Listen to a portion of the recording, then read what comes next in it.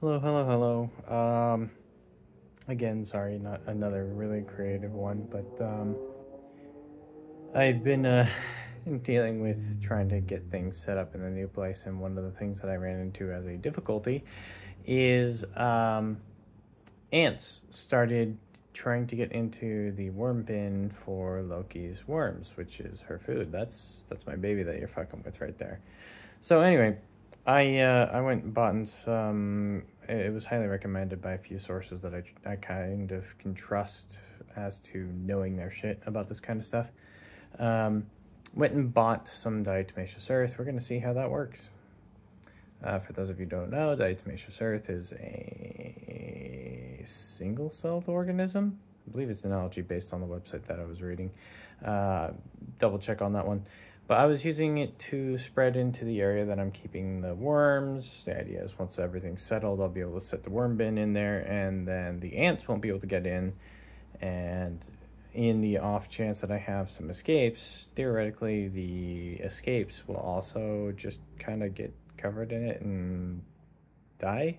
So it works mechanically, which is cool, instead of chemically, which is what most pesticides do. They're chemical warfare, basically, and you're poisoning the ants, and that's how you control them. But this stuff actually will, like, it's a silicate based fossil, basically, and so it cuts into their exoskeleton, makes it so that they can't so that all of their bodies start to dehydrate, and then kills them that way. So theoretically they can't really adapt through like generational evolution to the diatomaceous earth, because it literally just works through mechanical physics rather than chemical attacking of the system, which, you know, things can adapt and overcome and become slowly immune to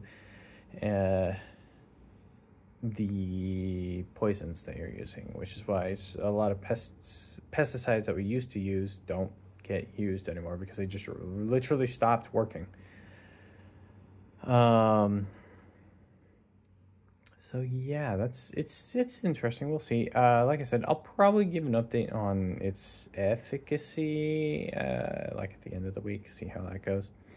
And then who knows, maybe at some point I'll actually like show off my setups for some of the stuff that I do, just see if like people want to learn how to do their own stuff for like taking care of mealworms or taking care of a reptile or stuff like that. I don't claim to be an expert on any of that, but this is stuff that has worked for me and has worked for a long time.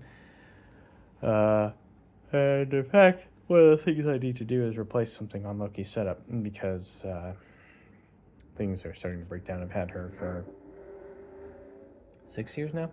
Coming up on 6 years this October, I think. And some of the equipment that I bought way back then, because I bought it maybe a couple months after her. I originally used the tank she originally came in, and then stopped using it because it just felt too cramped. And so she's now in her 20-gallon long instead of like I think it was a 15-gallon tank or something like that.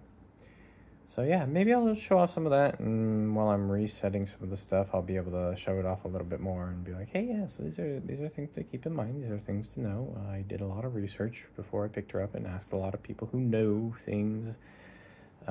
Like a buddy of mine who actually is currently breeding turtles of various kinds. I need to actually double check what it is specifically that he's breeding, but he's very successful with his reptile keeping. So anyway, I'm rambling at this point. Keep an eye out for the next one. I'm hoping to start doing some more of the entertaining side of things again, because I want to have fun with this. I don't want it to just be like a daily vlog, even if occasionally it might be that. I'm fine with that. So keep an eye out. I'll be coming up with some ideas and some things and working some stuff out. Things like that. Be excellent to each other. Be excellent to yourselves. And I will see you around.